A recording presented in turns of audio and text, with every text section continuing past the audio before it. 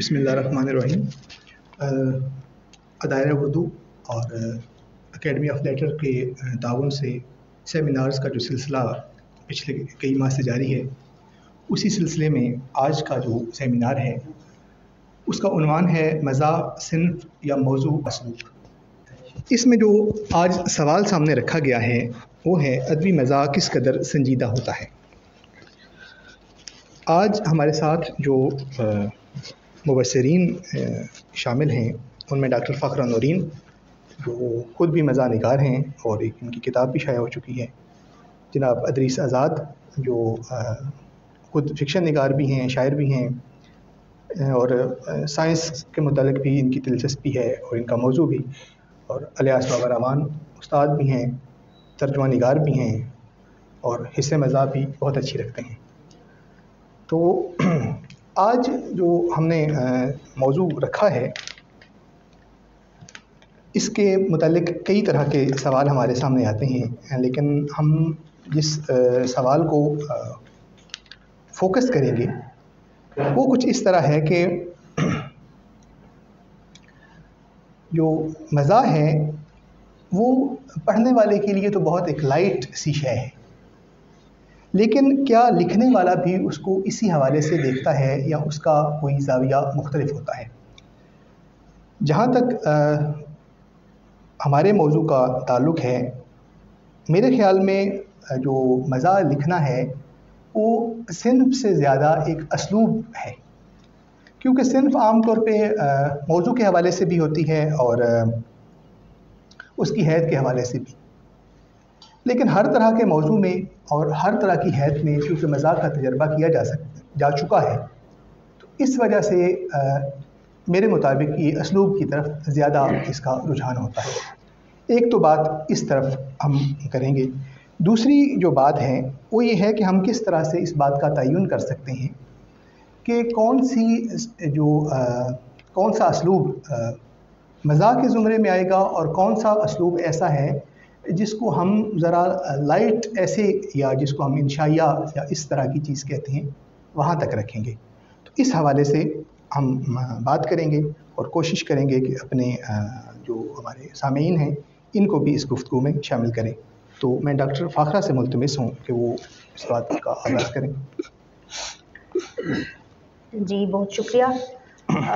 आज का मौजू इस लिहाज से बड़ा अहमियत का हामिल है कि अमूमन इस मौजू पर आप जितनी किताबें देखते हैं, कॉन्फ्रेंसेस देखते हैं, सेमिनार्स देखते हैं, या आम आवाम से हट के जब दो चार पढ़े लिखे लोग बैठते हैं तो मज़ाक के हवाले से बात करना अमूमन उसको दरख़ोर इतना नहीं समझा जाता। मज़ाक लिखने वालों को भी एक तीसरे दर्जे के लिखारी के तौर पर ट्रीट किया जाता है। इसकी बुनियादें, इसकी जड़ें बुनियादी तौर पर अगर आप देखें तो हमारे पास जो रिकॉर्डेड लिटरेचर मौजूद है उसमें हम अपना मयार बनाते हैं या बहुत सारी हम असनाफ पे बात करते हैं। तो मज़ाक बतौर सिन्फ़ हमारे सामने यूनानी लिटरेचर में आता है और ये अलमिये के मुकाबले में यानी ट्रेजेडी के मुकाबले में एक पूरी सिन्फ़ ड्रामा मौजूद थी, तरबिया या कॉमेडी के नाम से, जहाँ ट्रेजेडी को या अलमिये को ज़िंदगी के आला आदर्श रखने वाले नॉर्मल से अबव जो कैरेक्टर्स थे जिनकी जंग खुदाओं के साथ या कुछ ऐसे सेट पैटर्न्स के साथ है उनमें दिखाई जाती है और उनकी ट्रेजेडी दिखाई जाती है। तो कॉमेडी के हवाले से ये बात की जाती रही कि ये बिलो नॉर्मल यानी अर्ज़ल सतह की ज़िंदगी और लोग और किरदार और मौज़ूआत उनकी पेशकश का नाम है। तो मज़ाक बुनियादी तौर पर या कॉमेडी या ज़िंदगी के लाइट पहलुओं पर बात करना ये बतौर सिन्फ़ हमारे सामने पहले आया। उसके बाद इसको बाकी असनाफ के अंदर एक रवैये के तौर पर जब इसे शामिल किया गया है, तो हम अंग्रेज़ी अदब की मिसालों में तो शेक्सपियर को देखते हैं जब वो एक इंटेंस ट्रेजेडी के अंदर कॉमिक रिलीफ नाम का एक टेक्निक मुतारिफ करवाता है कि जब ये समझा गया कि आपके जज्बात इंतहाई पीक पर हैं, तो उन जज्बात को कंट्रोल करने के लिए और उनका बहुत ज़्यादा अखराज चूँकि इंसान की इमोशनल एनर्जी को ज़ाया करता है, तो उससे बचने के लिए दरमियान में कॉमिक रिलीफ उसने मुतारिफ करवाया। तो वो जो एक सेरेनिटी का, एक संजीदगी का और मुस्तकिल एक कैफियत के तारी रहने वाली डिमांड या तकाजा जो हम ट्रेजिडी से कर रहे थे, वो ख़त्म हुआ। हमारे अपने यहाँ बाज़ असनाफ ऐसी रहीं जिनमें सिर्फ और जैसे हज़ल गोई है, जैसे हज्व लिखी गई, जैसे रेख्ती है, ये असनाफ हमारे यहाँ मौजूद रहीं और इनका मतलब ही, यानी इन असनाफ से आपके ज़हन में फ़ौरन मज़ाक का कॉन्सेप्ट आता है। वो मज़ाक क्रूड है, ख़ाम है, ब्लैक कॉमेडी है, सख्त है, या किस नोयत का है, वो एक अलग मामला है। तो असनाफ से हट के अब ये, जैसे उमर ने कहा कि अब चूंकि आपने इसको देख लिया कि ये हर सिंफ, दुनिया का हर मौजू इसकी ज़द पे है, पहले दिन से है। जो हम ग्रीशियन कॉमेडी देखते हैं उसमें खुदाओं से लेके सोशल जो भी जो ताकत के या मुक़्तदर हल्के थे, इन सारी चीज़ों को मौजू बनाया गया था। इन पर लाइटली बात की जाती थी, इनका मजाक उड़ाया जाता था, या इनके जो नाहमवारियाँ थी इनके अंदर, उनकी तरफ इशारा किया जाता था। तो अब हमने देखा है कि हर मौजू, हर सिंफ, हर चीज़ मजाक में या मजाक में, हर चीज़ को हम लाफेबल बना लेते हैं, उसे हंसने के काबिल, हंसी आवर, खंदा आवर बना लेते हैं। तो इसका मतलब ये हुआ कि ये एक रवैया है, ये एक मीडियम है आपके जज्बात या सोच के इजहार का, जो चीज़ों को लाइट बना के, यानी एक मकसद के तहत कि किसी चीज़ की ग्रेविटी को, उसकी जितनी ज़्यादा उसमें संजीदगी है, जितना ख़तरा है, जितने मसाइल हैं, उनको कम करके पेश करता है। तो अब ये, अगर ये एक मीडियम है तो जाहिर है कि इसकी टेक्निक्स हैं। मज़ा अब ये उनसर है, जैसे एक टेक्निक है, एक एलिमेंट है, और इसको आप मज़ीद टेक्निक के ज़ोर पर पेश करते हैं। ये सुनने वाले को लाइट इसलिए लग रहा होता है कि वो इसकी शऊरी बुनत से वाकिफ़ नहीं होता, लेकिन लिखने वाले के लिए ये इतनी बस ये लोडेड गन नहीं है जो हवा में फायर की जा रही है। ये टारगेटेड ऑडियंस, टारगेटेड रीडरशिप और कुछ अहदाफ रख के किस हदफ के हसूल के लिए क्या टेक्निक अपनाई जाएगी, ये बात कहने के लिए ऑडियंस पर, रीडर पर किस अंदाज में बात करूँगा तो बात हल्की फुल्की हो जाएगी। और स्पेशली हमने मज़ाक को सिर्फ़ और सिर्फ जब एंटरटेनमेंट के साथ या हंसी के साथ जोड़ दिया तो हंसी, इससे हमने चुटकुले और लतीफ़े भी मुराद ले ली। और जैसे अब मसलन ये अपनी वर्स्ट हालत में आजकल है कि जब मीम्स बनती हैं या कोई भी मज़ाहिया, यानी हर बात के ऊपर एक हा हा हा, एक रिकॉर्डेड हंसी, वो लगा के उल्टा उसे कोफ्त का सबब हम बना देते हैं। हालांकि हंसने से, हंसना, कहका लगा के हंसना मज़ाक की बिल्कुल इब्तदाई और क्रूड और ख़ाम या नापुख्ता शक्ल उसका रिस्पॉन्स है। दिलो दिमाग पर एक फरहत का एहसास, एक हल्केपन का तासुर, जो लताफत का एहसास, आपको वो बात जिसका वज़न ढेर सारा है लेकिन वो वज़न आपको फील ना होने दिया जाए। तो मज़ाक के बुनियादी तौर पर ये उसके ख़वास और मकासद हैं कि चीज़ों को लाइट करके पेश करें, ख़ास तौर पर उन चीज़ों को लाइट करके पेश करें जिन पर अमूमन हंसी नहीं आती। सो मज़ाक निगारी एक बाकायदा संजीदा अमल है और लिखने वाले के लिए ये मज़ाहिया अमल नहीं है, उसके नज़दीक ये फ़न का इजहार है। ये अच्छा, हमारे दोस्त अहबाब जब भी बात हो तो वो इसको बहुत इसकी मजम्मत करते हैं, मज़ाक लिखने वालों को जो कमतर समझा जाता है। उसकी एक वजह तो ये कि वो जो सिनफी तौर पर जब आपने इसको तय कर लिया कि ये लोअर लेवल या अर्ज़ल जज्बात और लोगों की करेगा अक्कासी, इसका मतलब ये हो गया कि आपने उसको पहले से लाइट कर दिया और उसके जब उसको डिफाइन करने लगे हैं तो आपने उसमें रजालत का पहलू, हल्केपन का पहलू शामिल कर दिया। दूसरा ये है कि हमारी तहजीबों में संजीदगी को, इल्मी वक़ार को और ना हंसने को एक अच्छी कदर के तौर पर और एक आला कदर के तौर पर अप्रिशिएट किया गया।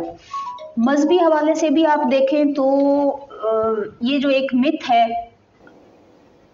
कि इंसान की मिट्टी बनाई गई और 39 दिन उस पर गम की बारिश की गई और एक दिन उस पर खुशी का आया वगैरह वगैरह, ये जो एक कहीं ना कहीं गम को आपने एक ताकतवर जज्बे के तौर पर पेश किया। ज़्यादा हंसने से दिल मुर्दा हो जाता है, खुल के ना हंसो, खिलखिला के ना हंसो, है ना, यानी ये अच्छी अकदार में शुमार होता है।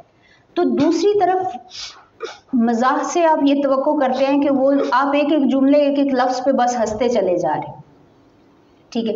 यानी ये दो इंतहाओं पे खड़े होकर आप बहुत हंसने वालों को अच्छा नहीं समझ रहे और कम हंसा पाने वालों को भी अच्छा नहीं समझ रहे हैं।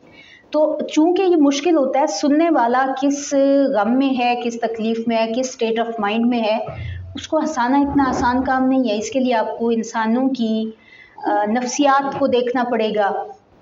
इसके लिए आपको ये देखना पड़ेगा कि इसे हंसाने के लिए मैं किस सतह की कोई टेक्निक इस्तेमाल कर सकता हूँ।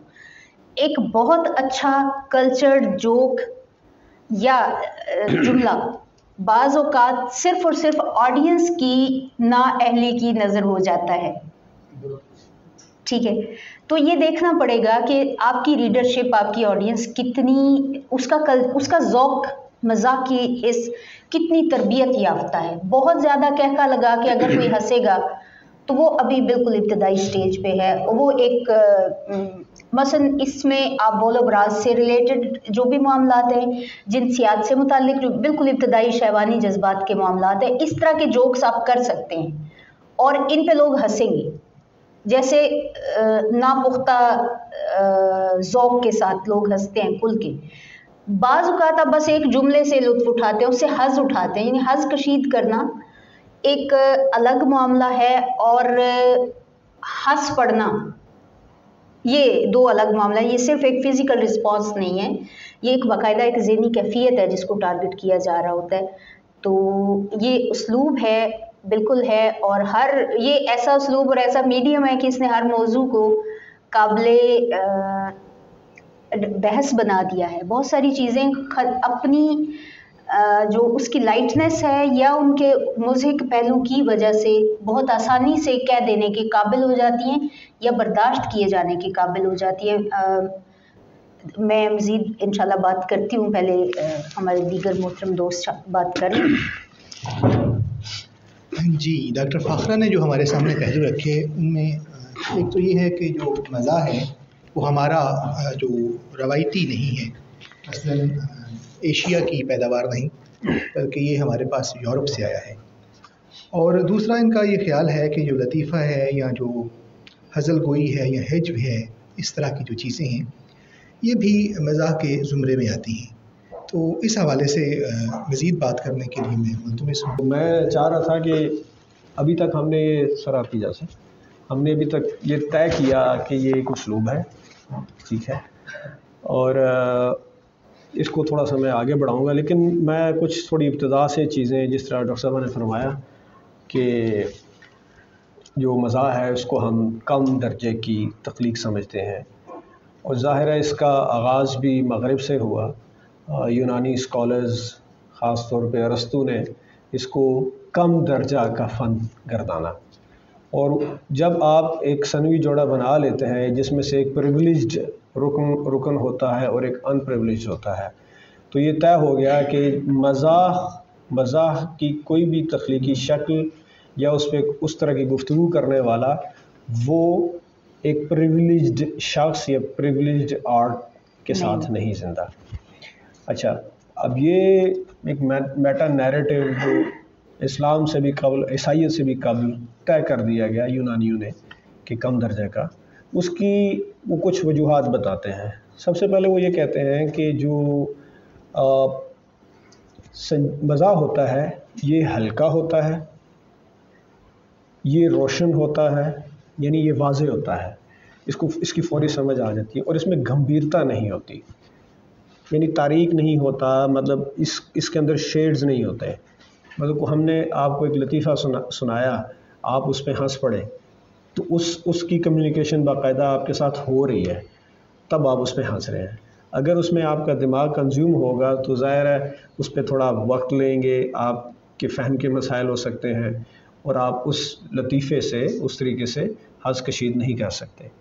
दूसरी तरफ संजीदगी इसके अपोजिट है। ज़ाहिर है ये एक सनवी जोड़ा था कि वो भारी भरकम होती है, वो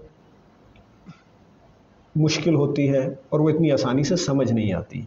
गोया संजीदगी को बिल्कुल इसके अपोजिट कर दिया गया। अगर आप कायनात का ख़मीर देखें तो कायनात का ख़मीर भी एक हादसे पे, भले वो कोई भी मिथ हो, भले इस्लाम हो या कोई भी मिथ हो या क्रिश्चियनिटी हो, आप उसमें यही देखते हैं कि एक हादसे पे जिसमें दुख और जुदाई जो इसका बुनियादी फुलक्रम था इस पूरी मिथ का, तो वो था।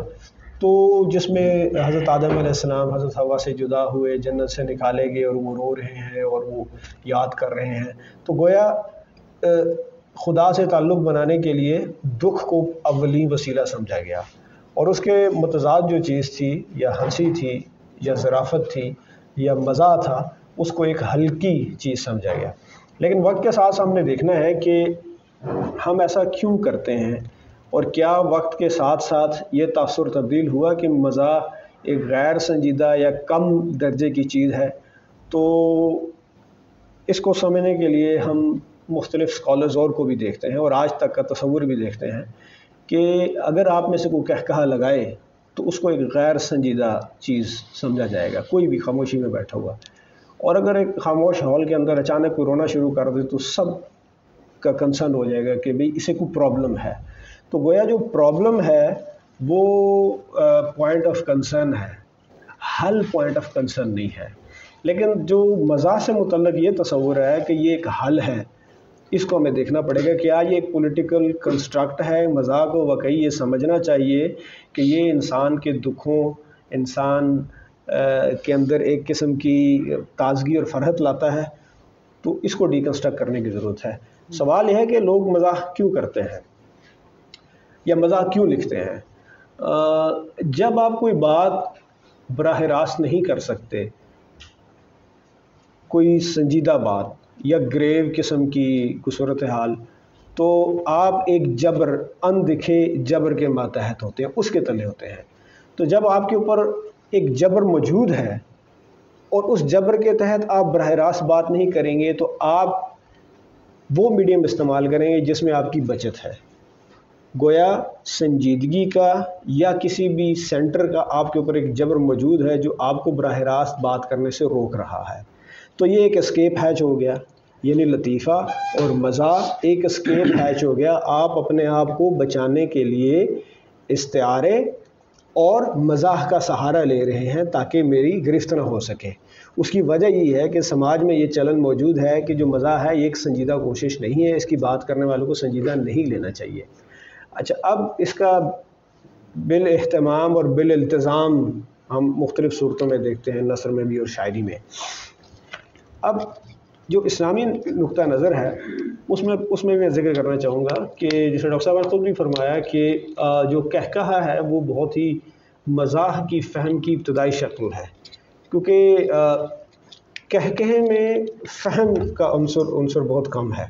उसमें फ़ौरी आपकी जो इमोशंस हैं उस फौरी इमोशंस आपके सामने वो रिएक्ट कर रही हैं, जबकि फ़हम आपको मुस्कुराहट की तरफ लेके जाती है। जिस तरह हम पढ़ते हैं डॉक्टर यूनुस भट्ट का मज़ाक पढ़ते हैं, और दूसरी तरफ हम पतरस बुखारी, इब्न अंशा या यूसुफ़ी साहब को पढ़ते हैं, तो दोनों में आपको ख़ास फ़र्क महसूस होता है। शायद इसकी बुनियादी वजह ये भी है कि जो कैंडा है या जो लोकेल है यूनुस भट्ट की, वो एक वेस्टर्न है, वो उसका बुनियादी पैराडाइम वेस्टर्न है। उस जुमले की साख्त और उसमें जो एक इख्फा है जिनसियात का, वो उसको मद्देनज़र रख के वो बनाता है।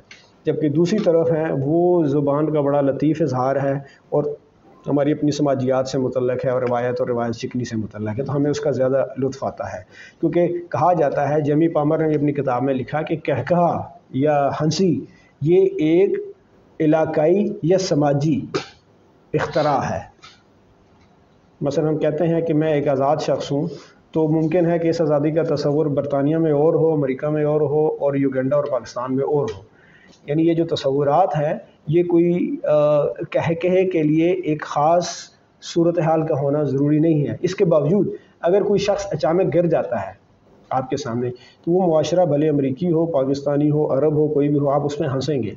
उसकी बुनियादी वजह ये है कि हमारा जहन सेगमेंट्स में और पार्चों में इंफॉर्मेशन को, हमारा जहन पार्चों को क्या कहें, मुख्तलिफ पाइल्स में इंफॉर्मेशन को रखता है। हम चीज़ को एक सिलसिले के साथ देखना चाहते हैं। उस सिलसिले को कोई भी कड़ी जब तोड़ती है तो हम बेसाख्ता हंस पड़ते हैं। हम तसव्वुर नहीं कर रहे होते कि इंसान चलते हुए गिर जाएगा, क्योंकि हमारा जहन इस चीज़ का आदी हो गया कि कोई भी इंसान सीधा चलते हुए गिरता नहीं है। लेकिन जब वो गिर जाता है तो हमारा ये फौरी रिएक्शन होता है। वही वाली बात जो साहब ने कही कि कह कहा है, उसने हज़ नहीं कशीद किया, उसने सिर्फ रिएक्शन दिया है। मुमकिन है कि उसमें से उसने लुत्फ़ ना भी उठाया हो, बाद में उसने तासुफ़ का इजहार किया हो कि यार इसको चोट लगी है, लेकिन चूँकि आपके ख़मीर में है, क्योंकि उसको जहन पढ़ नहीं सकता, तो वो आप कह से उसका रद्द अमल देते हैं। जहाँ तक इस्लाम की बात है तो इस्लाम में मज़ाक की गुंजाइश बड़ी खुली डली मौजूद है, बड़ी खूबसूरत मौजूद है। हज़ूर सल्लल्लाहु अलैहि वसल्लम हदीस में बहुत सारा ज़िक्र मौजूद है, और कहके की वहाँ भी ममानियत है। कहके से दिल मुर्दा हो जाता है, यानी जब एक चीज़ मुर्दा हो जाए तो उसको शऊर ही नहीं है। तो आप मज़ाह, हिस्से मज़ाह और संजीदगी का शऊर ही खो देंगे, तो फिर आप वो जो आजकल पास्टिश हो रही है ना, नकल की नकल भी, तो आप देखते हैं फैसल रामे टीवी पे आके बोलता है तो आप उससे वो आपको लुत्फ़ नहीं आता है, या सज्जाद जानी की जुगतें सुन के आपको लुत्फ़ नहीं आता है, वक्ती तौर पे आप कहा लगा लेते हैं। तो एक मरतबा हुज़ूर सल्लल्लाहु अलैहि वसल्लम के पास एक शख्सियत कोई सहाबी है, उन्होंने कहा या रसूल अल्लाह सल्लम मुझे अपनी आपकी सवारी चाहिए, ऊँट चाहिए। तो हुज़ूर सल्लल्लाहु अलैहि वसल्लम ने फरमाया कि मैं आपको ऊँटनी के बच्चे पे सवार करूँगा। तो उन्होंने फरमाया कि मैं ऊँटनी का बच्चा क्या करूँगा? तो हुज़ूर सल्लल्लाहु अलैहि वसल्लम मुस्कुराए और उन्होंने फरमाया कि हर ऊँट का बच्चा ही होता है। अब इसमें देखें कि लिसानी सतह पर कितनी लतीफ़ चीज़ खेली गई है। खेली से मुराद ये है कि उन्होंने उसको किस तरीके से कन्वर्ट किया, गोया इसमें गुंजाइश मौजूद है। वही वाला वाक़या कि एक बूढ़ी आई तो हुज़ूर ने फरमाया कि जी जन्नत में कोई बूढ़ी नहीं जाएगी, तो वो परेशान होगी। तो हुज़ूर ने फरमाया कि तमाम जवान होके तमाम लोग जवान की शक्ल में या जवानी की सूरत में जाएंगे। तो इसी तरह एक साहबी थे, उन्होंने अपने साहबा का जूता छुपा दिया, तो वो परेशान हो गए। तो हुज़ूर ने फरमाया कि नहीं, जिससे किसी साथी को खौफ या डर तुम्हें हो तो वो जो एक्शन आप कर रहे हैं वो दुरुस्त नहीं है। कोई झूठ और ऐसा जो किसी की शख्सी यानी इब्तिज़ाल या किसी का तमस्खुर, उसकी गुंजाइश नहीं है। हमारे यहाँ हो ये गया है कि बहुत ज़्यादा तमस्खुर जब किसी चीज़ का उड़ाया जाए तो लोग उस पर खुश होते हैं, तो वो अपनी मख्फी या छुपी हुई लाशऊरी ख्वाहिशात को बुनियादी तौर पे चैनलाइज कर रहे होते हैं। सिगमंड फ्रॉयड ने भी ये कहा था, जब वो ख्वाबों की तफसीर कर रहा था तो उसमें उसने जोक्स का भी जिक्र किया कि ख्वाबों की तरह जो लताइफ हैं वो भी आपको ऐसा राह बताते हैं, ऐसा चैनल देते हैं जिससे आप अपनी लाशऊरी खामियों को, खौफ को या ख्वाहिशात को राह दे सकते हैं, रास्ता दे सकते हैं। तो गोया हम एक हैंडीकैप मैं समझता हूँ कि मज़ाक की ये शक्ल जो आपको लिसानी तौर पे एक ट्विस्ट की बजाय एक खौफ से निकलने के लिए रास्ता फराहम करे, तो इसको देखना बड़ा ज़रूरी है। जिस तरीके से कहा जाता था कि जो मज़हब है, मज़हब वेस्ट के अंदर भी उन्होंने ये कहा कि लिटरेचर और मज़हब का हमेशा सियासी यानी पॉलिटिकल इस्तेमाल होता रहा, तो मज़ाक का भी पॉलिटिकल इस्तेमाल होता रहा। आप देख लें गुलिवर्स ट्रैवल्स जो सी है वो एक बड़ी पॉलिटिकल चीज़ है, हालांकि उसमें मज़ाकी सूरतें तो बन सकती हैं, लेकिन आप देख लें कि जो समाज का जबर होता है वहाँ पे मज़ा ज़्यादा तख्लीक होता है। इस वक्त हमारे तमाम मीडिया चैनल्स, हमारे तमाम यूट्यूब चैनल्स पे आप सब देखें कि मजाक हो रहा है, इब्तिज़ाल हो रहा है, क्योंकि हम सच्ची बात बराह रास्त नहीं कर सकते। इसीलिए हम सब उम्मीद से हैं, या इस किस्म के जो प्रोग्राम थे उसमें बड़ा ओपनली मजाक उड़ाया जाता है। और आप जॉश, वो आपने उसको सुना होगा, अमेरिका में भी ये बात की जाती है और बड़ा ही ओब्लीक किस्म का ह्यूमर वो क्रिएट करते हैं और उस पर वो हंसते हैं, क्योंकि एक अनजाना जबर मौजूद है जो बिग ब्रदर की तरह आपको वॉच कर रहा होता है। तो अच्छा, अब फाइनल चीज़ उसलूब क्या है? उसलूब बुनियादी तौर पे एक क्वांटिटेटिव एनालिसिस होता है किसी एक तख्लीकार के यहाँ ज़ुबान के इस्तेमाल का, उस ज़ुबान, क्योंकि बुनियादी तौर पर लिंग्विस्टिक्स की शाख है ये उसलूब जो सा है, आप इसको स्टाइलिस्टिक्स भी कह दें या स्टाइल भी कह दें। इसका मतलब ये हो गया कि किसी एक शख्स के यहाँ हम देखते हैं कि उसने इसमें सिफ़ात का इस्तेमाल कैसे किया। बहुत ज़्यादा एडजेक्टिव इस्तेमाल करने वाले की भी एक ख़ास, जो साइको एनालिसिस करें तो वो एक ख़ास शख्सियत की अक्कासी की जाती है कि वो पैसिव शख्सियत है। क्या उसने इस्तारे का ऐसा इस्तेमाल किया है कि जो नाकाबिल फ़हम है, तो उसके और मसाइल हैं। तो हम एक शख्स के उसलूब को मुतय्यन करते हुए सिर्फ उसी का कर सकते हैं। तो बुनियादी तौर पे जो मज़ाह है ये एक फॉर्म है, फॉर्म एक साख्त है, एक स्ट्रक्चर है। मतलब लतीफ़े का एक स्ट्रक्चर है, इंशाई का एक स्ट्रक्चर है, एक्सटेम्परी स्पीच है, ह्यूमरस स्पीच होती है जिस तरह टोस्ट मास्टर्स इंटरनेशनल करते हैं, उसका एक स्ट्रक्चर है। वही वाली जो है हयाती मसाइल होते हैं, जिस तरीके से शायरी है, एक बड़ा मोड है शायरी, एक बड़ा मोड है प्रोज़। इसी तरीके से प्रोज़ या शायरी दोनों में आप मज़ा कर सकते हैं, लेकिन ये उसलूब नहीं है, क्योंकि उसलूब हर शख्स का मुख्तलिफ होता है। अगर मैं कहूँ ना मैंने इस उसलूब में कहा, तो मैं इस उसलूब को डिफ़ाइन नहीं कर सकता इस उसलूब में कहा, क्योंकि फिर मुझे पूरा फुट नोट लिखना पड़ेगा, एक किताब लिखनी पड़ेगी कि मेरा उसलूब ऐसा है। ये हमारे यहाँ बहुत ज़्यादा चलन है, हम कहते हैं यार बड़ा अच्छा उसलूब है। अच्छा और बुरा, मैं ज़ाती तौर पे माबाद जदीदियत का कायल होने के सबब ये समझता हूँ कि अच्छा और बुरा तो कोई चीज़ नहीं होती, मुतअल्लिका और गैर मुतअल्लिका होता है, रिलेटिव या क्या उसके कहते हैं, रेलेवेंट और इररेलेवेंट, ये दो चीज़ें होती हैं, मुतअल्लिका और गैर मुतअल्लिका। अच्छा और बुरा जो सा है ये भी कॉलोनियल माइंडसेट्स हैं, ये भी साम्राज्य के माइंडसेट्स हैं कि ये अच्छा है, ये रजीन है, ये अच्छा है। वही बात इंडिया में टेड टॉक्स के नाम पे बड़ा ही जिनसी किस्म का वो ह्यूमर करते हैं और उस पर बहुत हंसते हैं, बहुत ज़्यादा हंसते हैं। वही हम ऐसे जो लताइफ शोरा अक्सर किसी सफ़र पे जाते हुए जो घड़ लेते हैं, उस पर हम भी बहुत हंसते हैं। उसकी वजह यह है कि हम बराह रास्त वो बातें नहीं कर सकते शायर और अदीब होने के बावजूद, क्योंकि हम समझते हैं कि शायरी में वो बात नहीं की जा सकती, नसर में भी वो बात नहीं की जा सकती जो आम तौर पे हम अपनी गुफ्तगू में करते हैं, क्योंकि हमें एकेडमिकली ये पढ़ाया गया है कि ये आम लोगों के लिए नहीं है। ये तय कर दिया गया है कि जो अदब है ये खुसूसी लोगों के लिए, तो हम वो खुसूसी फिर इस्तिआरे, खुसूसी लिसानी तरकीब, खुसूसी मज़ामीन लेके आते हैं अपने आप को एक एलीट बनाने के लिए। तो मेरा ख्याल है ये चीज़ों पे डॉक्टर साहब बात करेंगे। शुक्रिया जी। इलियास बाबर साहब ने जो बातें की उनको अगर मैं चंद जुमलों में समेट सकूँ, तो उनका पहला ख्याल ये है कि तवक्को के बरखिलाफ़ जो अमल है उस पे आप हंस सकते हैं और आपके लिए वो मज़ा है।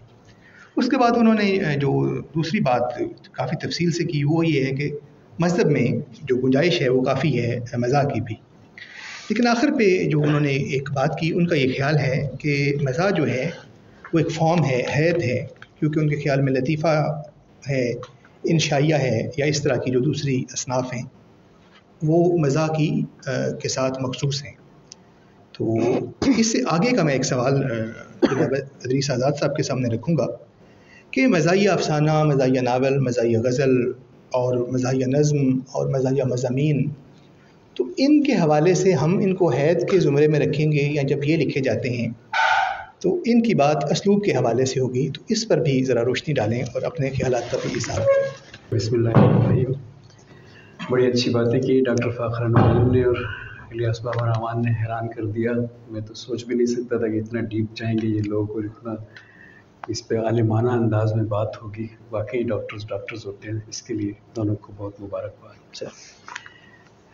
मज़ाक का जो उसलूब और इसका सिन्फ का यहाँ पे मबाहिसा चल रहा है, मैं थोड़ा सा डॉक्टर इलियास बाबर रहमान के साइड पे झुकूँगा और साथ में मैं मीडियम का लफ्ज़ यूज़ करूँगा कि ये दरअसल एक मीडियम है, एक ज़रिया है, कुछ भी आप इसके किसी भी सिन्फ में इसको बहरहाल आप इस्तेमाल करते हैं। हाँ, ये एक अलग बात है कि जब आप स्टेज ड्रामा देखते हैं या जिसको हम कहते हैं कि एक फील्ड जो इख्तियार कर ली है किसी ने मज़ाह की और अपने ज़िंदगी का उसको रोज़गार बना लिया उसे, तो उस वक्त ये महसूस होता है कि या शायद ये कोई एक चूँकि फील्ड है, एक बंदा अलग से कर रहा है काम, तो थोड़ा सा धोखा होता है कि ये सिंफ है कोई, लेकिन वो तो हर चीज़ में फिर उसको इख्तियार कर लेता है, सोलो परफॉर्मेंस में भी, लिखने में भी, हर चीज़ में। तो इसका मतलब है कि वो मीडियम इख्तियार कर रहा है, चीज़ें तो उसलूब सिर्फ तो डिफरेंट है।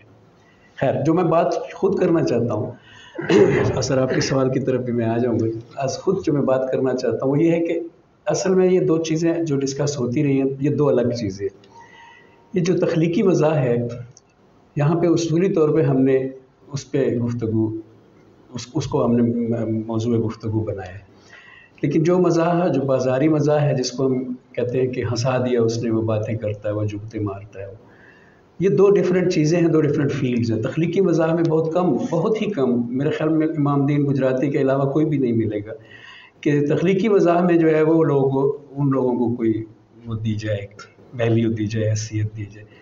जहाँ तक बात हुई है कि नफ्सियात में हंसता कब है कोई, तो इसका ताल्लुक भी इस चीज़ से है कि ये एक मैच्योरिटी और इमेच्योरिटी के साथ इसका ताल्लुक है। एक बात पे जिस पे बच्चा हंसता है उस पे उससे बड़ा बच्चा नहीं हंसता, उससे बड़ा बच्चा जिस बात पे हंसता है उससे बड़ा बच्चा नहीं हंसता, और जब बहुत बंदा मैच्योर हो जाता है तो उन बच्चों वाली सब बातों पे नहीं हंसता है।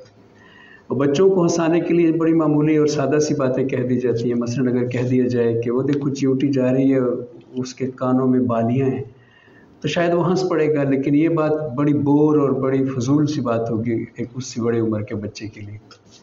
तो इसका मतलब ये है कि बुनियादी तौर पे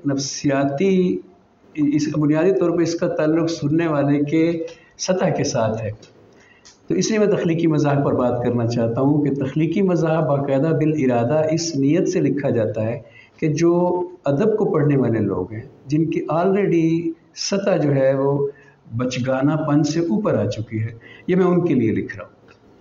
तो वो फिर स्टेज ड्रामे का जो भंड है उसकी चीज़ वो नहीं लिखता। वो ज़मीर जाफरी को अगर आप देख लें, या मसलन मेरी बीवी कब्र में सोई है एक हंगाम से, मैं भी हूँ आराम से और वो भी है आराम से। मेयार देखें ना आपके, कनात न कर सिर्फ दो बीवियों पर, शरीयत में दो बीवियाँ और भी। ये मेयार देखें पतरस बुखारी का कि जब मैं गली में दाखिल हुआ तो सामने एक बकरा बंधा था, ज़रा गौर किया तो वो कुत्ता था, बकरा और कुत्ते के साइज़ का, यानी बहुत ही कुत्ता, बहुत ही, जो आखिर में बहुत ही कुत्ता का लफ्ज़ है, ये मेयार है, ये निहायत कुत्ता, इसी तरह। तो इस तरह के जो एक इसका ताल्लुक है सुनने वाले की, पढ़ने वाले की सतह के साथ। और चूँकि तख्लीकी मज़ाह की यहाँ बात हो रही है तो वो ऑलरेडी एक सतह बुलंद है कारी की तौर पे, या एक अदब को सुनने पढ़ने वाले शख्स के तौर पे। इसलिए हम इस लिस्ट में से उसको खारिज कर देते हैं, जिसमें हमने बात करनी है लाहौर रबिया सेंटर में, महफिल सेंटर में, तमासील में जो मज़ाह होता है, या जिसका ताल्लुक जिनसियात के साथ होता है या फक्कड़पन के साथ होता है, उसको ऑलरेडी हम इस गुफ्तगू में से खारिज कर देते हैं। अब आ जाते हैं हम उसकी तरफ जिसको हम इंशाइया का लतीफ़पन कहते हैं, जिसको हम शुअरा मज़ाहिर हमारे साथ बैठे हुए पाकिस्तान के नहीं बल्कि इंटरनेशनल सतह के एक बड़े अच्छे मज़ाह निगार शायर, और हम उस सतह पे आ जाते हैं। तो अब हम बात करेंगे अपने पैराडाइम में। इस पैराडाइम में सबसे पहले तो मैं ये अर्ज़ करूँगा कि एक होता है मज़ाह, खालिस मज़ाह, और एक होता है तंज़ व मज़ाह। जो खालिस मज़ाह है इसमें कुछ भी नहीं होता, कोई किनाया नहीं होता, कोई किसी पे छेड़छाड़ नहीं होती। ये बिल्कुल ऐसे होता है कि कोई मकसद भी नहीं होता उसका। एक अंग्रेज़ शायर है, उसका नाम है गालिबन सर को आता होगा, इलियास बाबर रवान साहब को, एडवर्ड, और अगला हिस्सा है ली या लीर। उसकी किताब है द बुक ऑफ नॉनसेंस। पूरी किताब जो है वो नॉनसेंस है, यानी मैं कराची में रहूं और तू रहे लाहौर में, काफ मेरे शहर में और लाम तेरे शहर में, यानी इसमें कुछ भी नहीं है, इसमें खाली चीज़, ये जुमला खाली था, इसमें ये खालिस मज़ाह है। तो खालिस मज़ाह आपको जैसे नसर में जाएं तो पतरस बुखारी के यहाँ बड़ा ज़्यादा मिलता है, 98% जो है मेरी ज़ाती राय है, आपको पतरस के यहाँ खालिस मज़ाह मिलता है। 2% जो तंज़ मिलता है वो इतना शदीद मिलता है कि वो 98% पर भी गालिब आ जाता है। लेकिन वो इतना 2% इतना थोड़ा है पतरस का तंज़ कि वो लोगों की नज़र में नहीं आया। मसलन कुत्तों के हवाले से वो लिखते हैं कि फिर उनका एक तबका जो है वो फट्टे के नीचे से तबलीग करता हुआ निकला था। ये तंज इतना शदीद है कि कोई इसकी तरफ किसी की तवज्जो भी नहीं जाएगी कि ये आखिर ये तोले 2 तोले के पिल्ले, मुशायरों पे जो उन्होंने कहा है कि मुशायरा जो होता है तो कुत्ते गोया मुशायरा कर रहे हैं, ये कितना सख्त तंज है शुअरा पे। और एक एक शायर की जो किस्म है एक एक कुत्ते के साथ जोड़ दी गई। ये तोले 2 तोले के पिल्ले के भौंके तो लर्जिश दुम तक जाए। और वो जो कुत्ता सड़क के दरमियान बैठा हुआ है और ड्राइवर आया और उसने हारन दिए और वो उठ नहीं रहा, तो वो ऐसे मखमूरी आंख खोल के कहता है बाबा फ़कीरों को छेड़ता है। यानी इसमें आपको ढूंढना पड़ेगा 2% तंज, लेकिन वो होगा बहुत सख्त। वो तलवार होगी या वो बंदूक होगी। बाकी जो 98% है वो प्योर मज़ा है, पतरस के यहाँ आपको मिलेगा। जैसे कि जब साइकिल जो है वो चढ़ाई पर चढ़ाने लगता था मैं, तो आवाज़ आती थी चूं चूं फट फट, चूं चूं फट फट। और जब उतरने लगती थी दूसरी साइड से तो आवाज़ आती थी चचूं फट फट, चचूं फट फट, चचूं फट फट। कितना प्यारा खालिस मज़ा है। इसी तरह से जब शफीकुर रहमान कहता है कि वो कुत्ता हम जो है वो इतना मासूम था कि मेरा बेटा उसे कई दिन तक भौंकना सिखाता रहा। एक बार उसने मेरे बेटे ने उसे काट लिया तो उसको 14 टीके लगवाने पड़े। ये जो खालिस मज़ा है ये एक अलग चीज़ है। दूसरा जो है वो है तंज़ो मज़ा।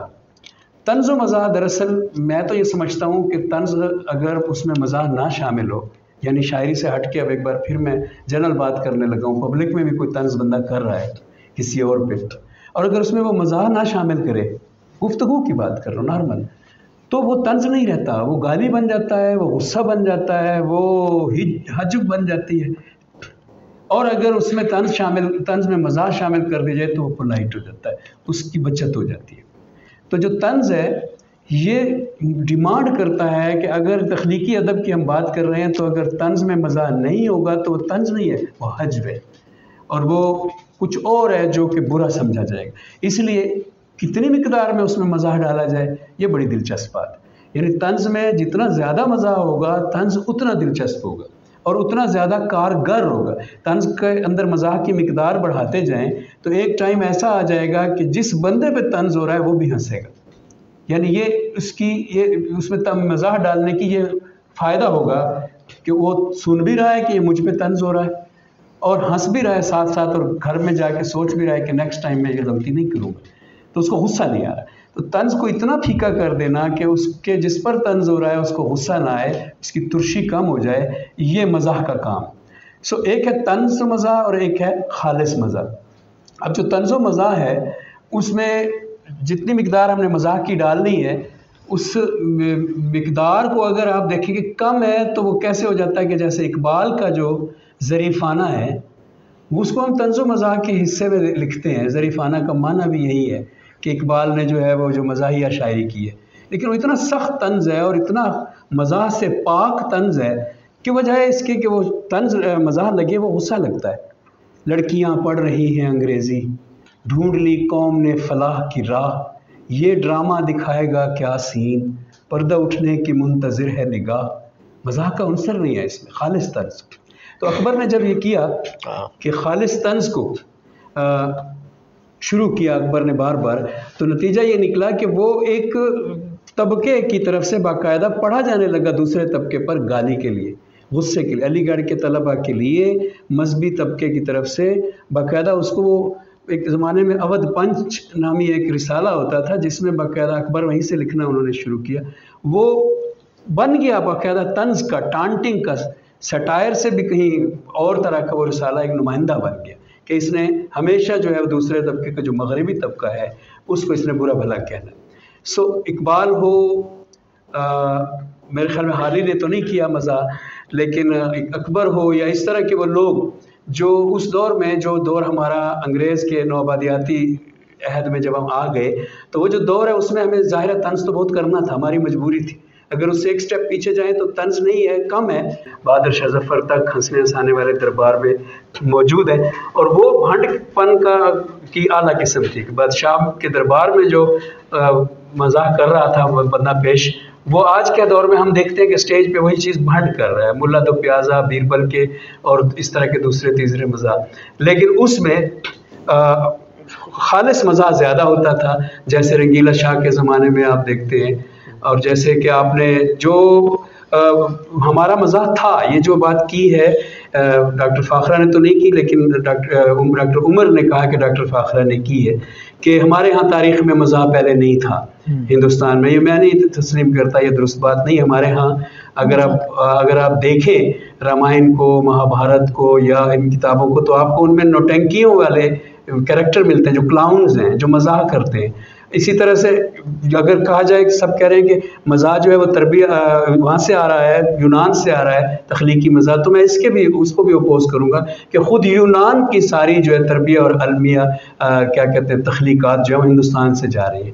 वो माइथालॉजी हमारी माइथालॉजी का अक्स है कि कॉपी है। उस वक्त के फ़लसफ़ियों पे भी ये इल्ज़ामात लगते रहे कि आप हिंदुस्तान के चरबे हमारे सामने मत पेश किया करो। सो ये मरकज़ है, ये हर चीज़ का मरकज़ है ये हिंदुस्तान जो है।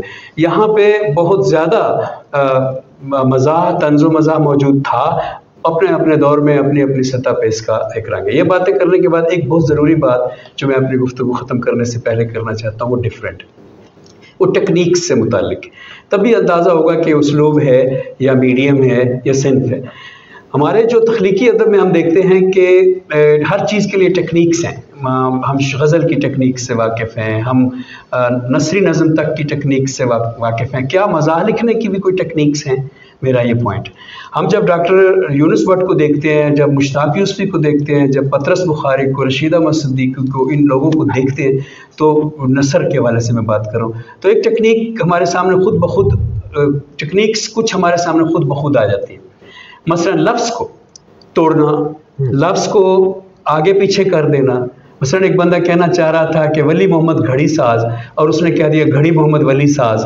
तो ये इसको समझना कि ये अगर जो चीप सतह का, मीन सतह का मज़ा होगा, लेकिन इसको समझना कि ये मज़ा पैदा करने वाली कोई चीज़ है। यानी टेक्निक्स में लफ्ज़ों को आगे पीछे करना। नंबर 2, जुमले को गैर मंतकी कर देना। हम मंतिक में जब पढ़ाते हैं कॉलेज में, स्कूलों में, तो हम वहाँ पे एक चीज़ पढ़ाते हैं मुगालते, उसको हम कहते हैं फैलेसीज़। अब फैलेसीज़ जो है वो बड़ी सीधी सी सिंपल सी बात है, यूनान के ज़माने से बड़ी साइंटिफिक सी बात है। वो इसलिए होती हैं कि हम किसी भी गुफ्तगू के अंदर वो फॉल्ट्स, वो ख़राबियाँ पकड़ लें जिनकी वजह से वो जुमला गलत जा रहा है असल में, और उनकी बड़ी तादाद है, सैकड़ों में। मैं 1-2 मिसालें सिर्फ दूंगा।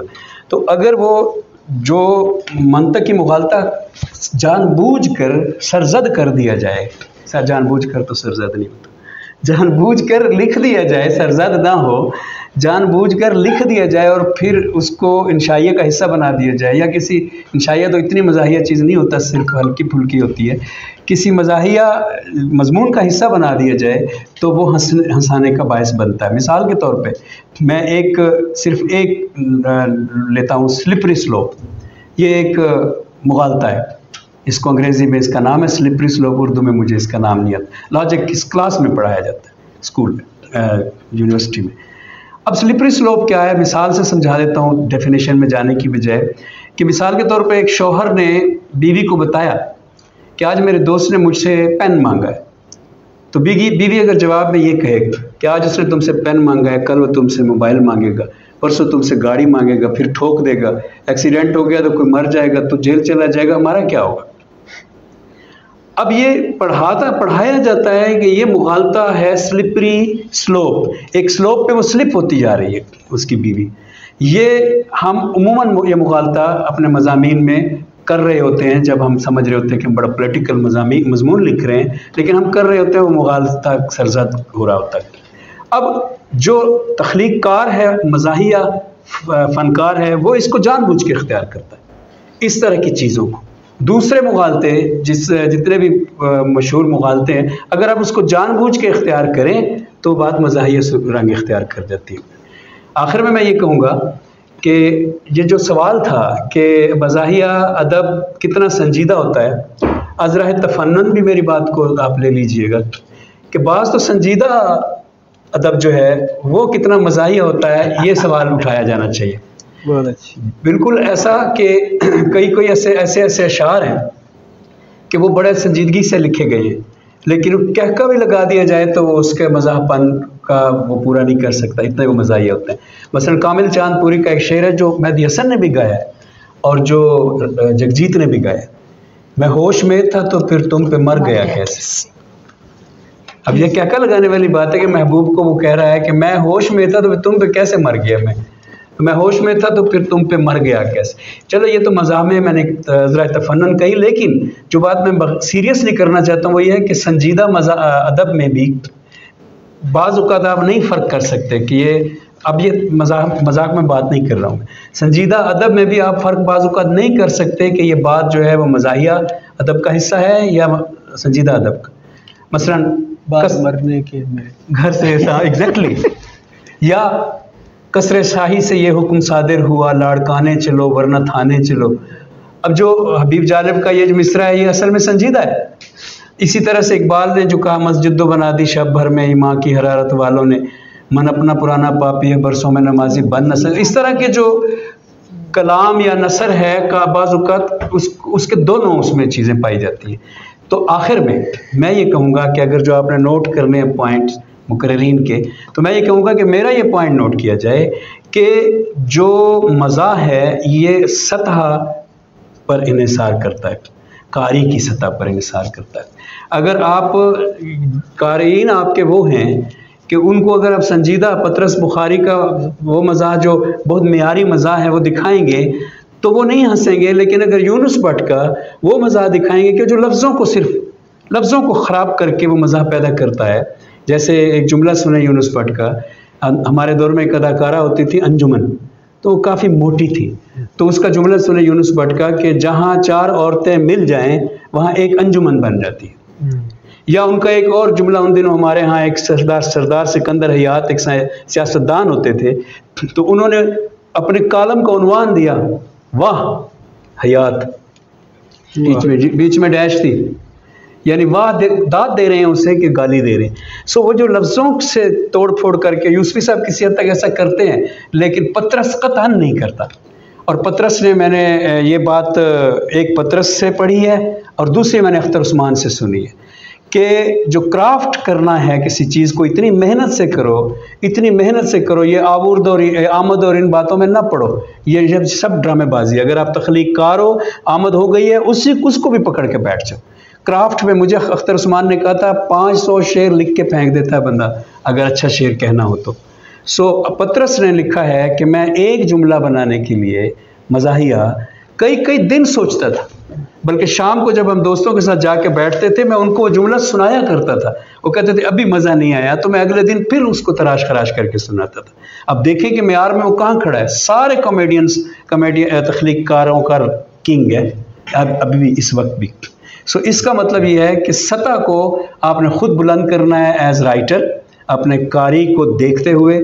और अगर आप सिर्फ कहका लगवाना चाहते हैं तो उसके लिए जैसा इलियास बाबर ने कहा कि आप खड़े खड़े ख़ुद को गिरा लें तो हंस तो शायद वो इस बात पे भी पड़ेंगे। सो ये मेयारी अदरीस आज़ाद साहब के ख्याल में जो मज़ा है वो एक मीडियम है, और उनका ख्याल ये भी है कि बाज़ारी और मेयारी मज़ा 2 तरह के हैं, और इससे हट के उन्होंने कुछ बातें तंज़ पे भी।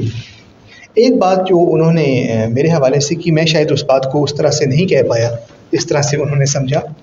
मेरे कहने का सिर्फ मकसद ये था कि हमारे यहाँ जो मज़ा है, जिस पे उन्होंने ख़ुद भी बात की कि हमारे पास एक तंज़ है, एक मज़ा है, तो हमारे पास जो मज़ा है वो ना होने के बराबर है, क्योंकि हमारे पास से मुराद ये है, मैं हिंदुस्तान की रवायत से मुराद उर्दू की रवायत ले रहा हूँ। हम चूँकि फ़ारसी से अपनी असनाफ़ को लेके आए हैं, तो रुदकी से लेकर और यहाँ गालिब तक लोगों ने हज्व लिखने की कोशिश की, ना कि मज़ा लिखने की कोशिश की। आप जब हज्व लिखते हैं तो आप चाहे गालिब के खतूत देखें, या आप पतरस बुखारी को देखें, या आप हमारे फ़रतुल्लाह बेग को देखें, उन्होंने जो वो क्या नाम था जी उनका, वो एक वसीयत की तामील में उन्होंने जो बिछाड़ा है वहीदुद्दीन सलीम साहब, या मतलब लाहौर का जोग्राफिया देखें या कुत्ते देखें, इसमें जो उन्होंने हमारी तहज़ीब पे तंज़ किया है वो सारे का सारा बुनियादी तौर पे तंज़ है, वो मज़ा नहीं है।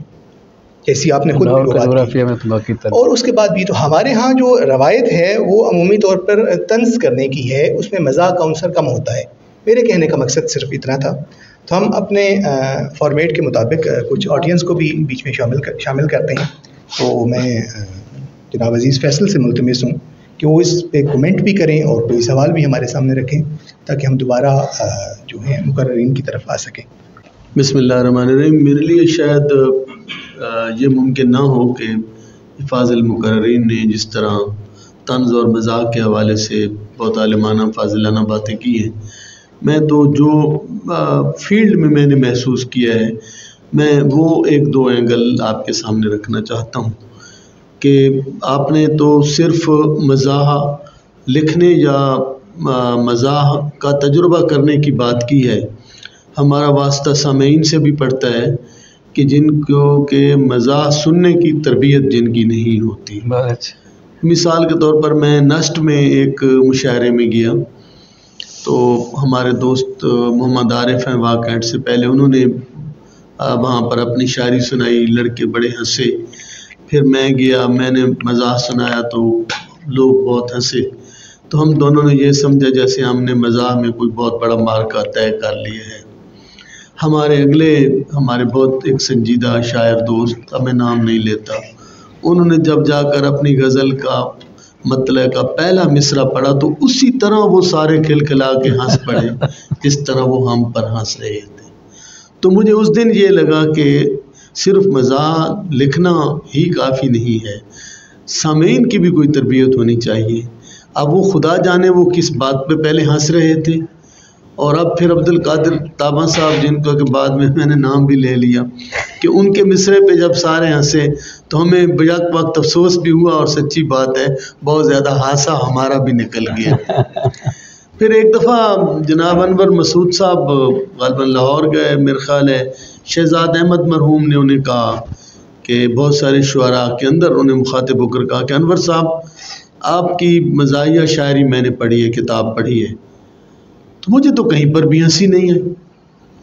तो अनवर साहब ने कहा जनाब आप बिल्कुल ठीक कहते हैं, आपको हंसी नहीं आई होगी, लेकिन यकीन माने जब मैंने आपका कलाम पढ़ा है तो मुझे हर जुमले पर हंसी।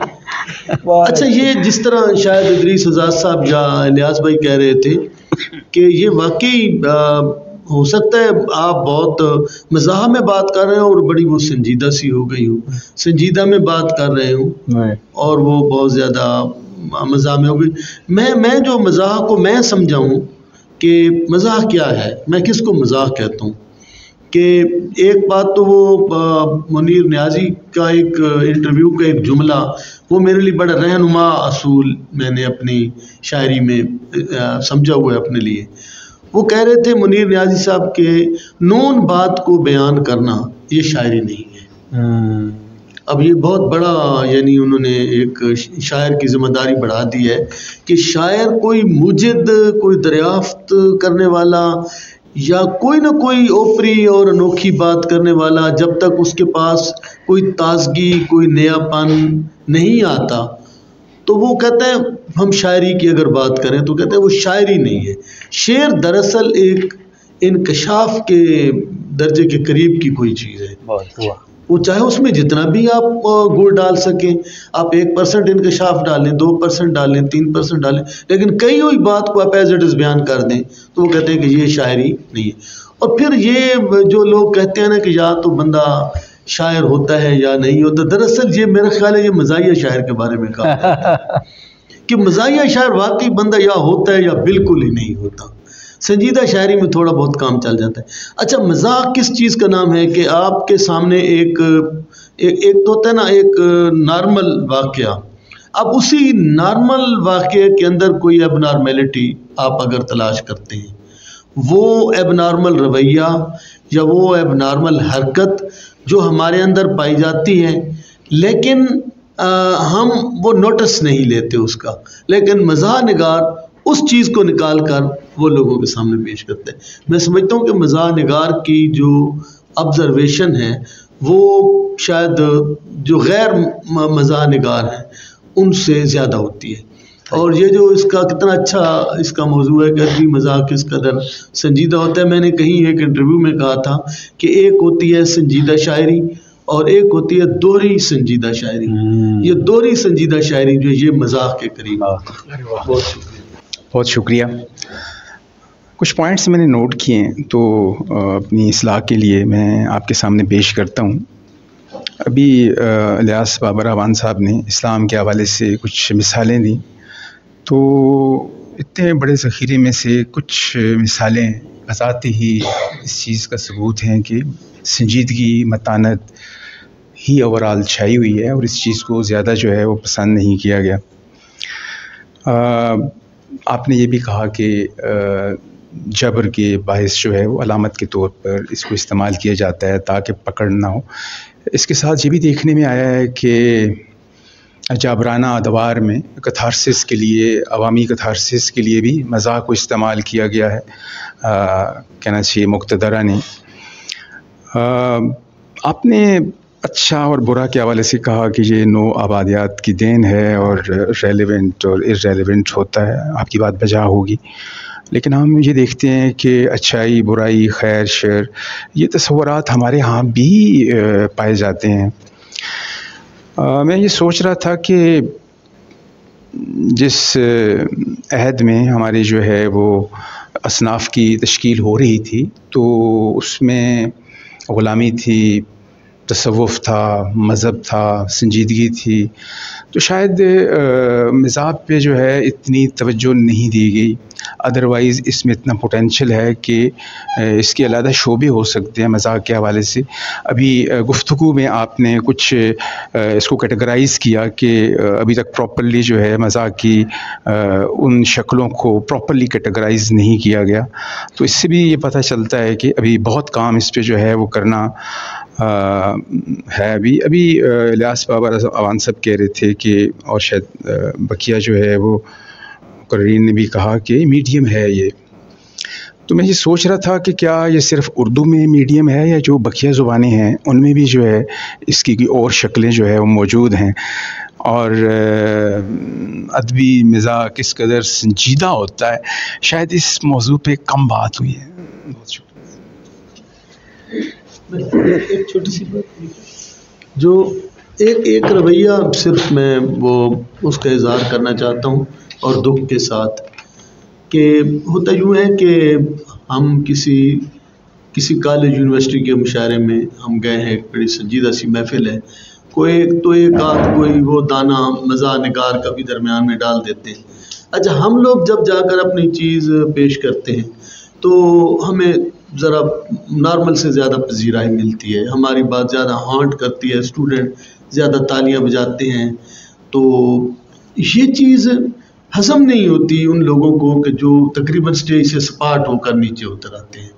तो वो फिर अपने कलाम पर गुस्सा करने की बजाय हम मज़ाह निगारों को अंडर एस्टिमेट करना शुरू कर देते हैं। मैं समझता हूँ मैं इसको एक काबिल मज़म्मत, मैं इसकी भरपूर मज़म्मत करता हूँ कि ये रवैया गलत है। कि देखिए, अगर मिसाल के तौर पर आप मुशायरे में गए, मैं एक मुशायरे की बात करूँ, तो जब आप मुशायरे में गए हैं तो फिर जो सामीन आपके सामने मौजूद हैं, अब उनका ये हक़ है कि उनके लेवल के मुताबिक कोई बात की जाए। अगर मैंने कोई जबर कदर के मसले कहीं पर अपनी मज़ाहिया या संजीदा शायरी में कहीं सुलझा रखे हैं तो वो मुझे मुबारक। मेरे सामने जो ऑडियंस बैठी है वो किस सतह की है, मैं अगर उसको एड्रेस नहीं करता और उसके बरक्स जो उस ऑडियंस को एड्रेस करके बात करता है तो मैं उल्टा उसको बुरा समझूं, मेरा ख्याल है कि ये बहुत बड़ी नाइंसाफ़ी है और इस रवैये की बहरहाल मैं मज़म्मत करता हूँ। सर की इस बात पे अच्छा जी, बिस्मिल्लाहिर्रहमानिर्रहीम। बहुत खुशी की बात है कि इदारा उर्दू जो शुरू से ही बहुत संजीदा मज़ामीन पे और मौज़ूआत पे गुफ्तगू करता आया है, अपने रसाले में भी, मीटिंग्स में भी, और जब से ये 15 रोज़ा सिलसिला शुरू हुआ है बहुत अहम मौज़ूआत पे गुफ्तगू हो रही है। और इसमें अदबी मज़ाह का मौजू रखना इस बात की अलामत है कि अदबी मज़ाह को भी संजीदा मौजू समझा गया है अदब का, और अदब के इतने बड़े बड़े लोग यहाँ बैठाए गए हैं जिन्होंने इस पे गुफ्तगू की है। तो इसमें और दूसरी एक और बात ये भी है कि डॉक्टर अजीज़ फैसल साहब तो बहुत बड़े आदमी हैं, इन्होंने ज़रा थोड़ा सा नरमी से बात की, लेकिन आप ये देखें कि हम ये देखते हैं कि हमारे माशरे में मज़ाह नगार कितने हैं और दूसरे शायरों की और अदीबों की कितनी बड़ी भरमार है। तो क्या ये इसलिए है कि इसकी डिमांड नहीं ये नहीं है, जैसे उन्होंने बताया कि जब भी कोई स्टूडेंट्स में हो, किसी जगह भी हो, जब भी कोई मज़ाहिया गज़ल नज़म पढ़ी जाती है, जैसे आजकल पता नहीं क्यों नमकीन भी कहा जाने लगा है, तो वो जब नमकीन जो पढ़ी जाती है उसकी बड़ी डिमांड है।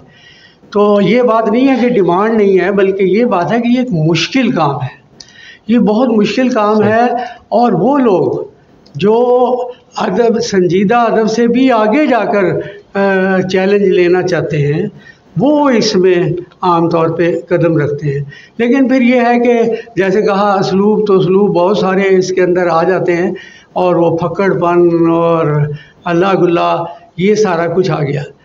और अजीज़ फैसल साहब ने कहा कि आपके सामने जो ऑडियंस बैठी है उसको भी आपने मद्देनज़र रखना है। तो अगर हम इस बात को मद्देनज़र रखें तो हम देखते हैं कि जो हमारे इलेक्ट्रॉनिक मीडिया पे ख़ास तौर पे जो मज़ाहिया प्रोग्राम हो रहे हैं, उनका जो लेवल है उससे शायद वो मीडिया ये समझता है कि हमारे सारे अवाम जो हैं वो उसी फक्कड़पन के लेवल पे हैं और जुगत के नाम पे हमने कुछ बहुत ही बदतमीज़ी किस्म की चीज़ें, जुगत अच्छी चीज़ है और पता नहीं पहले से ज़िला जुगत कहा जाता था, अब क्यों नहीं कहा जाता, और पहले क्यों कहा जाता था ये तो मुझे इल्म नहीं, अहले इल्म बताएंगे। लेकिन ये है कि ये बिल्कुल दूसरे ये है कि बाबर रवान साहब ने बहुत उम्दा बात की कि ये कुछ एक्सक्लूजन और डिस्क्लूजन की भी बात है। ये अपने आज़ाद साहब ने भी ये बात की। लेकिन एक बात जो अलियास साहब ने की, अवान साहब ने, कि ये बाहर से आया है, बाहर से आया हुआ हमें तो शायद शफीकुर रहमान से महसूस होता है। हाँ। उस वहाँ से जो शुरू हुआ वो ज़्यादातर उसी लेवल पे था और वो कलम में बैठ के वो सुनाया करते थे, तो वो उनकी बातें वो हमाकतों के नाम से और मज़ीद हमाकतें और कई, लेकिन उन्होंने कई बहुत अच्छे ओरिजिनल भी लिखे हैं। तो ये जो जैसे अवध पंच का अदरीस आज़ाद साहब ने जिक्र किया, तो अवध पंच तो 1877 में शाया होना शुरू हो गया था और उसमें अकबर इलाहाबादी ने जो और दूसरे राइटरों ने, ख़ासतौर पर अकबर इलाहाबादी ने जो सर सैयद अहमद ख़ान का अशर किया उसके अंदर, वो यानी जाहिर करता है कि कितने बड़े लोग आपस में एक मजाक का अंदाज में, नहीं ये मजाक नहीं, आप लोग तंज और मजाक में से मुसलसल तंज को मजाक कहे जा रहे हैं। जी जी, ये मेरी गलती होगी कि वो तंज मजाक बिल्कुल एक अलग मामला, लाफेबल चीज़ है, तंज और चीज़ है। जी दुरुस्त है, मैं अपनी गलती मानता हूँ कि हम हमेशा तंज और मजाक को एक ही तरह से ले लेते हैं। हालांकि हमें तो अभी ये भी नहीं पता कि तंज और मजाक का फ़र्क तो हमें समझ आया है, मजाक और ज़राफ़त में क्या फ़र्क है। तो वो जब हम ये कहें कि ये इंडिजिनस भी हो सकता है, तो हाली ने गालिब को हैवान ज़रीफ़ करार दिया और गालिब जब ईद मिलने बहादुर शाह ज़फ़र से गए तो गालिब से पूछा गया, तो उन्होंने पूछा कि भाई मिर्ज़ा कितने रोज़े रखे, उन्होंने कहा एक नहीं रखा। तो ये अब इसमें तनस तो नहीं है कहीं भी, लेकिन इसमें एक बात को जाहिर है कि बहादुर शाह भी इस बात को समझते थे कि वो क्या कह रहे हैं, लेकिन उन्होंने इसे अच्छे अंदाज से बात की कि वो बात टल गई। तो इसमें दूसरी बात जो इंक्लूजन और डिस्क्लूजन की है, वो मैं अक्सर ये स्टेज पे बैठे हुए लोगों से तकरीबन हर दफ़ा ही ये करता हूँ कि हमारे यहाँ ये जो फ़र्क पैदा हुआ है, जो बादशाहों और अवाम में था, जो सिपा सलार और सिपाही में था, और जो हमारे यहाँ कॉलोनियलिस्ट में था और लोकल लोगों में था, वो अनफॉर्चुनेटली हमने अदीबों और अवाम में भी पैदा कर लिया। अदीब जो हैं जो इस तरह बैठते हैं वो उनकी गुफ्तगू का अंदाज़, आपस की गुफ्तगू का अंदाज़ भी तो आमतौर पे अवामी होता है, लेकिन जब वो आम लोगों से वो ये समझते हैं कि जो वो प्रोड्यूस कर रहे हैं, जो वो लिख रहे हैं, वो शायद आपस में 4 आदमियों के लिए लिख रहे हैं, तो उससे अवाम जो है वो अदब से ही दूर होती चलेगी, तो मज़ाक से तो और ज़्यादा दूर हो जाएगी। अब आप देखिए कि नज़ीर अकबर आबादी ने तो कभी मज़ाक नहीं लिखा, लेकिन उसके ऊपर लोगों ने इतना वो किया कि ये तो सूफियाना ज़बान इस्तेमाल करता है, ये तो अवाम की ज़बान इस्तेमाल करता है, ये तो बाज़ारी ज़बान इस्तेमाल करता है। तो ये एक्सक्लूजन से जब तक हम नहीं हटेंगे तो जो हम कहते हैं कि अदब का समाज भी असर होता है वो नहीं आएगा। और इसी तरह फिर ये हमारे यहाँ मज़ा नहीं तंज़ ही ज़्यादा चलेगी, और तंज़ भी बाज़ अब जैसे सोशल मीडिया पे चल रहे हैं वो बहुत ही तंज़ के तीर जिसे कहते हैं चलाना, वो तीर और तफंग चल रहे हैं। शुक्रिया।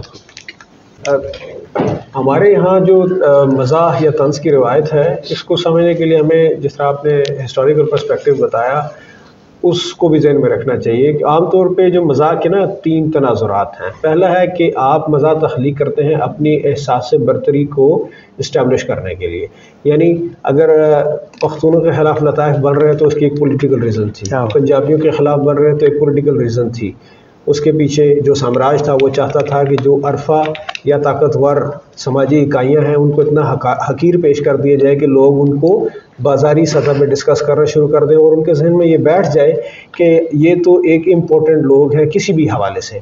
दूसरा होता था कि तस्कीन के लिए, यानी रिलीफ के लिए, कैथारसिस के लिए, तो आपको मौका दिया जाता था कि आप खिलखिला के हंसें और दुख को भूल जाएं और जो साम्राज्य कर रहा है आप उसको करने दें। और तीसरी जो मज़ाह की खालिस तारीफ़ जिस तरीके से डॉक्टर साहब ने की, इदरीस रज़ा साहब ने, कि जो सही मानों में मज़ाह था जिसको हम कहते हैं अदम मौजूनियत, उसमें भले लिसानी बिगाड़ हो, भले मामला बंदी हो, या कोई ऐसी सिचुएशन को पेंट करना जिस पे लोग जो ज़राफ़त या मुस्कुराहट लेके आए, तो इसके पीछे जो हमारे यहाँ चूँकि इस आप कहा जाता है कि जी अदब मज़ाह इतना ज़्यादा नहीं लिखा जा रहा। दुनिया में मेकअप के बाद सबसे बड़ी इंडस्ट्री पोर्नोग्राफी है, लेकिन आपने कभी उसकी किसी अदाकारा को या अदाकार को अवार्ड ऑस्कर अवार्ड मिलते हुए नहीं देखा होगा। तो गज़ल लिखने वाले बहुत से लोग हैं, नज़्म लिखने वाले बहुत से लोग हैं, जिनको ऑस्कर अवार्ड मिलना चाहिए वो बहुत कम लोग हैं और वो मज़ाह लिखते हैं। और उसमें से वो लोग जो वाक़अतन इस सतह के होते हैं, जो जिनका मज़ाह अपील करता है, जो इतना पोटेंट होता है कि आप उस पर ना सिर्फ हंस उठाते हैं बल्कि कुछ सोचते भी हैं, तो वो बहुत कम लोग हैं। और मेरे ख्याल इसमें कोई परेशान होने की भी ज़रूरत नहीं है, क्योंकि जो सोने या जो पारख होते हैं वो यकीनन कम ही होते हैं। इसलिए लोगों की चूँकि आदत बनी हुई है वही एक साम्राज्य टूल के तौर पे उस फक्कड़पन और इत्तेज़ाल को समझने की, तो वो संजीदा चीज़ों को बहुत कम पढ़ते हैं। अभी भी आप देखें बेस्ट सेलर जो होंगे ना शेर की जो फॉर्म में है वो मज़ाह निगार ही होते हैं। मेरा ख्याल है 500 या 1000 किताब छपती है हम लोगों की। और ये जो मुशायरों में भी जाते हैं, अभी आप एक आम शायर को बुलाएं, मैं किसी का नाम नहीं लेता, दूसरी दफ़ा अनवर मसूद साहब को बुलाएं, तो आप अनवर मसूद साहब के पैसे ज़हन में रख लिए और किसी XYZ के पैसे ज़हन में रख लिए, वो कितने पैसों में आते हैं। हम तो खैर उनको उस हवाले से जानते हैं ना कि चलो जी आओ जी तो आ गए हैं, लेकिन कभी आप उनको किसी TV चैनल पे बुलाएं या किसी और पे जो किसी बड़े मुशायरे में बुलाएं तो वो ठीक ठाक पैसे लेते हैं। तो मज़ाह की बड़ी वैल्यू है, लोगों को मज़ाह चाहिए। हाँ, ये ज़रूर है कि जो मज़ाह हमें एकेडमिकली पढ़ाया जाता है, वो चूँकि एकेडमिकली पढ़ाया जाता है तो एक कुदरती तौर पे एक रेजिस्टेंस हमारे अंदर पैदा हो जाती है। मतलब अदब की वो चीज़ें, जैसे हम गज़ल पढ़ते थे मैट्रिक में या उससे पहले गज़ल नज़्म जो सी है, तो हमें कभी वो ख़ास पसंद नहीं आई थी। वो इतना कदीम या इतना आइडियल किस्म का एक स्ट्रक्चर या वो असनाफ होती थी कि हमें उनसे रग़बत कभी नहीं पैदा हुई। तो जब तक कंटेम्प्रेरी राइटर्स को शामिल नहीं किया जाएगा निसाब में, तो मेरा ख्याल है कि हमारी तरबियत भी नहीं हो सकेगी। तो इसके लिए असातिज़ा यकीनन इसके ज़िम्मेदार हैं और डॉक्टर साहब खुद भी। मैं भी छोटा सा जवाब सर को देना चाहता हूँ। अच्छा, इस्लामी हवाले से सर ने पूछा कि इतने ज़्यादा मिकदार में अमाउंट है संजीदगी की और इतनी थोड़ी सी अमाउंट है मज़ाक की, तो इससे साबित हो जाता है कि कह का दिल के लिए मौत है और वगैरह वगैरह। इस्लाम ने इस तरह से ज़रा ज़्यादा संजीदा है इस्लाम। इसका जवाब ये है कि सबसे पहले तो किसी भी हिस्टोरिकल इसको देखें, आप बाइबल को देखें, तौरात, ज़बूर, इंजील, उन सबसे ज़्यादा है इस्लामी मज़ाक। दूसरे नंबर पे जो माजी के जितने करीब का इंसान है वो उतना ज़्यादा दुख दर्द और अलाम मसाइब का शिकार है। मज़ाक होता है आप जब आसाइशों में होते हैं। ये बात है हंसने की, खेलने की, तो जो ताउस और रुबाब होते हैं वो आखिर में आते हैं। शुरू में जब आप सख्तियाँ झेल रहे होते हैं, जब आपके पास पानी पीने के लिए नहीं होता, तो उस वक्त आप अपने दुख दर्द, अलाम मसाइब का जिक्र करते हैं। अब उमराउल कैस की आप शायरी देखें तो वो सारी की सारी अलाम मसाइब का जिक्र है, हालांकि वो खुद बड़ा अमीर कबीर था।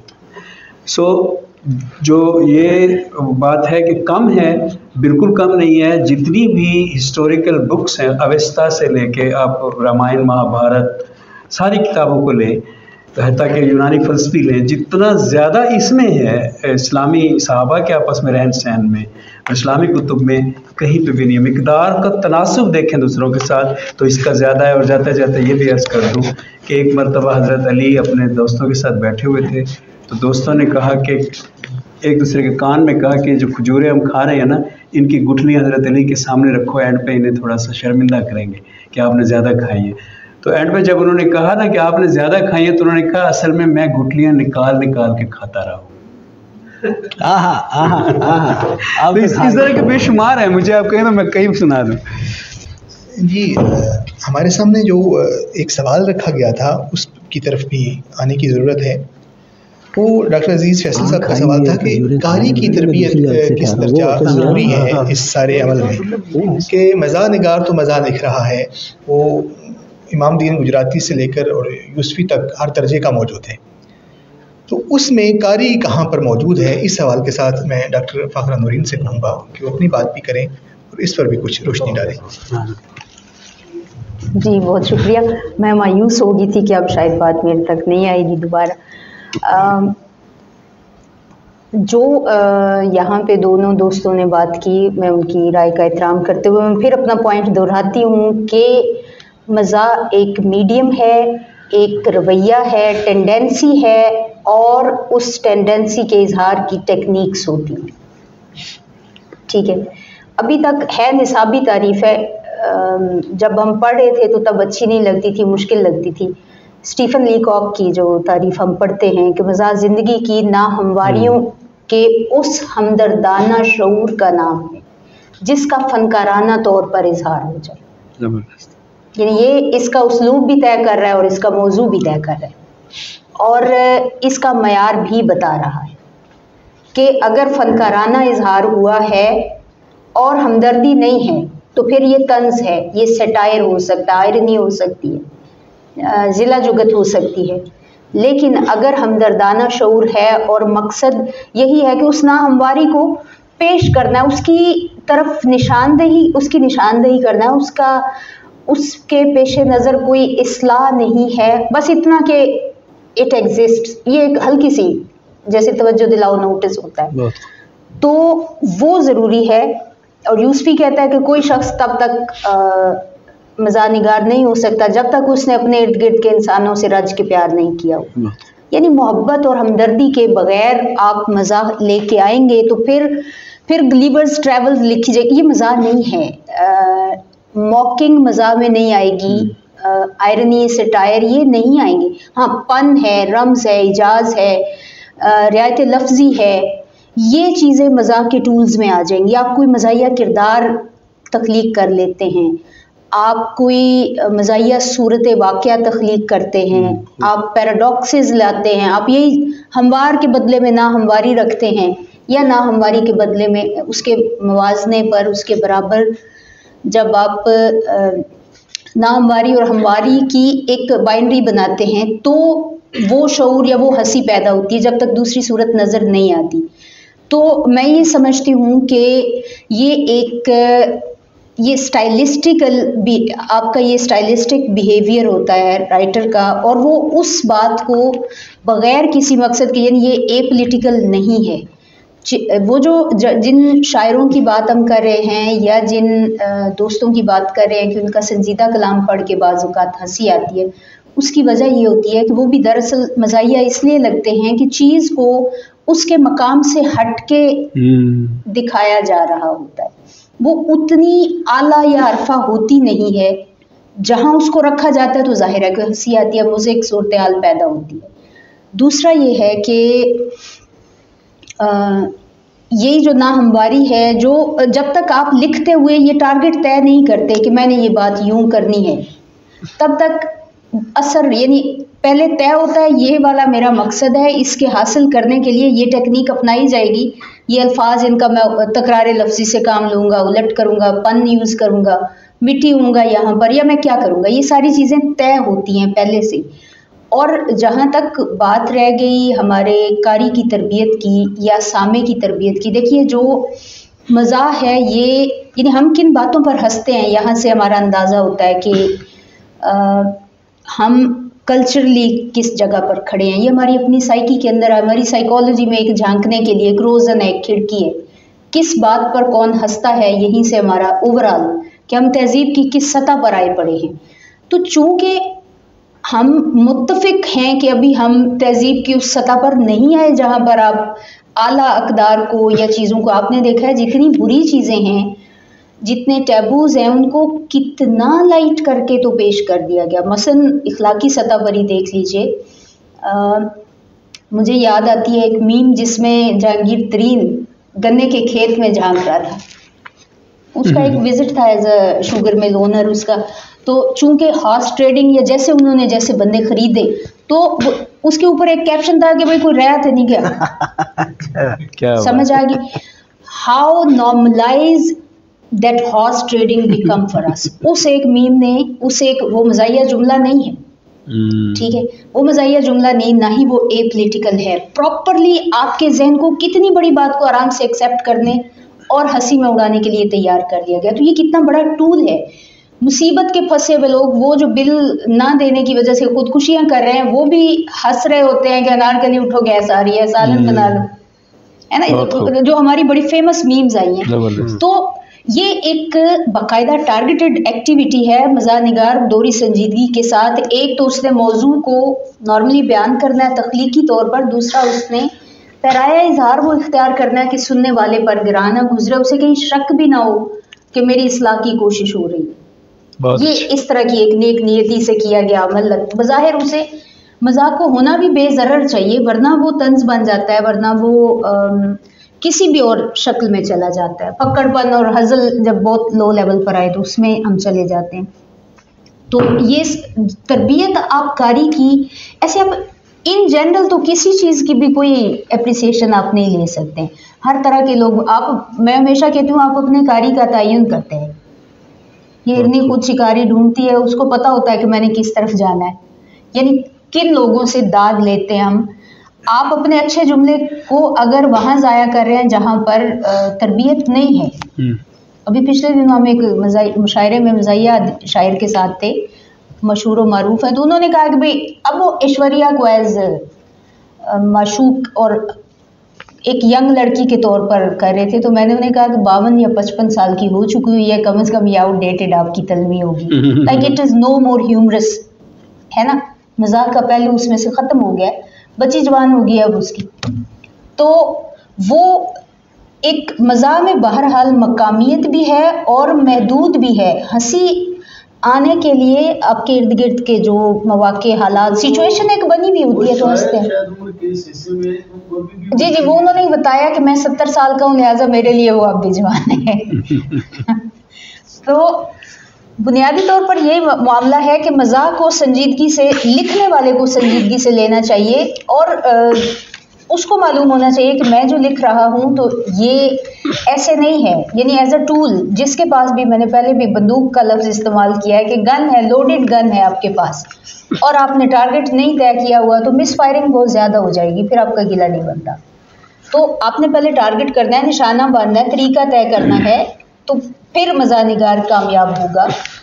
गलत लोगों पर सही जुमले लुटा देने से कोई चीज़ हासिल नहीं होगी। वो जो to cast pearls before swines वाली बात है, तो वो यानी हम नाकदरों के सामने, जिसे शऊर नहीं है कि आप उसके सामने क्या पेश कर रहे हैं, वहाँ पर नहीं होगा। लेकिन मजाक को हमारा जो जहाँ से मेरा ख्याल हमने शुरू किया था वो ये था कि क्या मजाक कोई लो लेवल की एक्टिविटी है। इसको शुरू में समझा गया, अब ये नहीं है, अब ये सबसे ताकतवर मीडियम है।